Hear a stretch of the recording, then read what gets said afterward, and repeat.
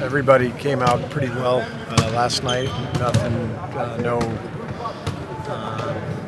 no major concerns. So I expect everybody to play tomorrow, but we'll see. Including Andre. Yeah.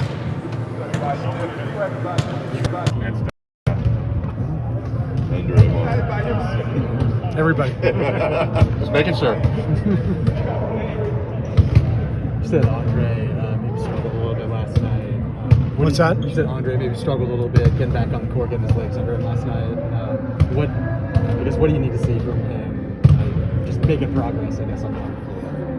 I don't need to see anything.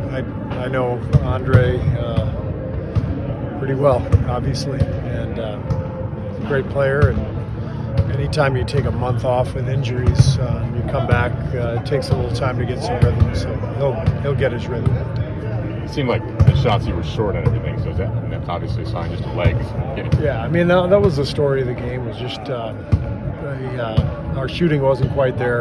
We had the same type game in Charlotte, on our last East Coast trip. Sometimes you fly across the country, and that first game you kind of struggled to find the range. And I think we were 12 for 48 from three last night. Watching the tape, I was really happy with the way the guys played together, the shots they generated for each other. It was a game that we very easily could have won, but the ball didn't go in the hoop, and I thought Philadelphia played well. And they made some shots, and so they deserved it. So that's kind of the way the game is. You just you do everything you can to try to generate the best opportunities you can. Our guys did a great job of executing. We only had 13 turnovers. The ball was moving, and we're confident we'll shoot better. Draymond had an interesting tweet saying this is like as pissed off as he's been about a loss in a long time, but that feeling is good. I mean, do you get that sense, just like high leverage basketball and even losing can feel kind of good because of what it meant? Well, Draymond has been so good this year, so engaged. I think the biggest thing is for him and for all of us, like we're back in the fight. We got back into it last year. It took us a while, but we feel like we're back now, and so that's a good sign, a good feeling when you lose and it's a shock and it stings and. There were times the last couple of years where, not that it didn't sting, but maybe it wasn't as surprising. So I just think we're in a position now where we're expecting to win every night, and that's a great place to be. And Draymond is such a competitor that, of course, he's going to be upset when we lose. Steph's obviously played great this year. His shooting numbers, though, are down to the lowest of his career. Obviously, only 25 games, but is that enough to be concerned at all? What do you sort of explain? No, because his shooting numbers are still really good. Right. I mean, it's you're comparing him to a bar that he has set dramatically high throughout his career.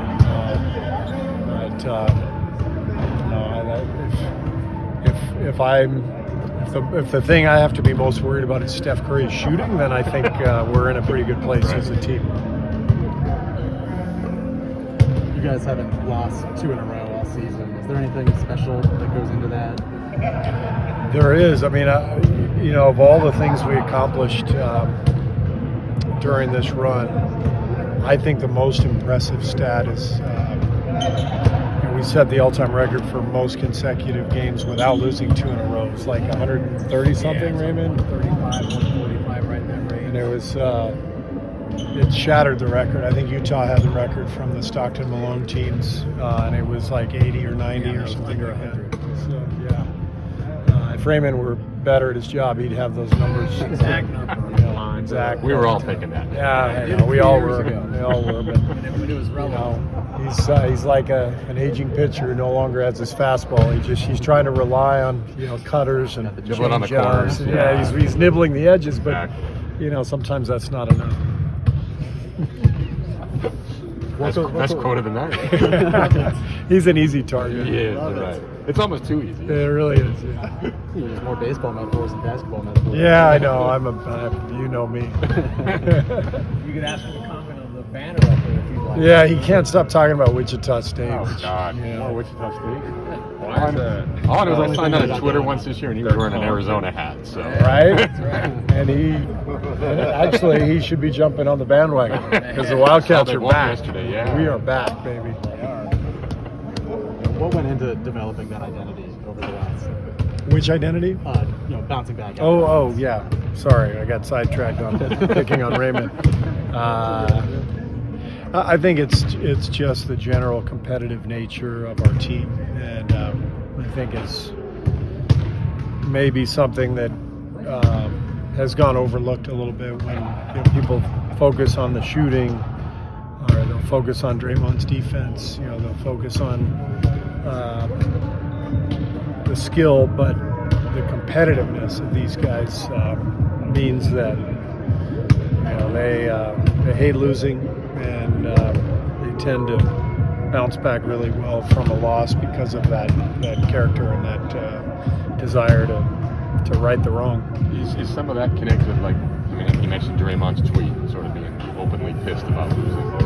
How much does Draymond's sort of personality help avoid a 2-game losing streak, a 3-game? Big time. Yeah. Big time. Yeah, I mean, he's our leader, he's our engine, and his fire burns hot. So he's a big reason why we, over the years, have bounced back from losses as well.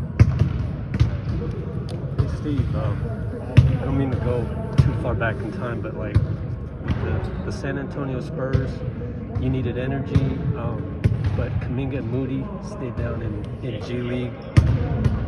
I'm kind of reading that as they're better off developing in G League rather than playing spot minutes in the NBA. Is that kind of more the approach you take? Well, yeah, but it's not. I don't think it's a concrete rule. I think it depends on the circumstances. I think they were at a point where it made perfect sense for them to get game action. They were able to get 4 games over the course of about a week, where they played 30, 35 minutes. We got great reps.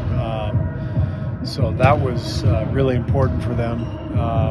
There could be a game, coming up where we prefer that they are with us playing spot minutes than being with Santa Cruz. It just depends on our circumstances and theirs. So it's we just try to map it out as best we can as we go. You were talking about Andre earlier. How important is he to this team? He's obviously not the same Andre he was 3-4 years ago. But before he sat out those 11 games, it seemed like he was playing pretty well. Yeah, he's playing great. Big factor on that second unit. How important, I guess, is he at this stage of his career to your success? He's really important. He's one of the smartest players I've ever been around. So he's going to get us organized at both ends. He's a great mentor for these younger guys. He's constantly giving them tips on the sidelines. Makes the game easier for everyone when he's on the floor. So Andre is still an integral part of the team. All right. Thanks, So guys. one last thing. Yeah. If Steph does play tomorrow night, how important's not the right word, but what impact would it have if he gets this record and moves on? Yeah, Not at all? I learned my lesson last week. I'm not. But whether it's tomorrow or the next night, just Yeah. at whatever point it happens. Yeah, I don't know. He's going to break it. It's going to happen. We just need to win the game. That's the important thing. So whatever goes into winning the game, that's what his focus will be. That's where mine will be. The other stuff, when it happens, it happens. Cool. Okay? Thank you. All right.